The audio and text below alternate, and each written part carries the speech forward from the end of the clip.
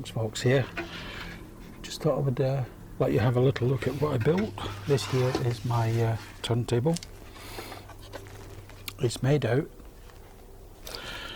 from a microwave oven. Second part,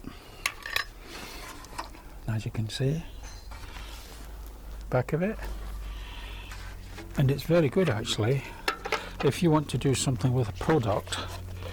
So you want to film something, you want to make it look reasonable. Now this is a very heavy transformer. This is a 900 watt transformer.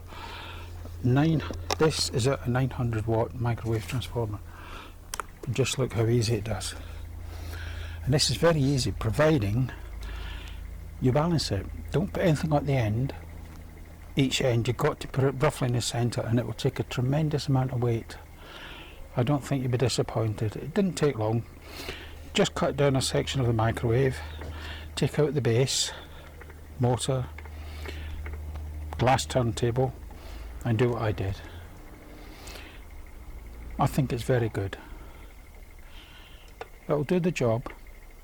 I think so anyway. Okay.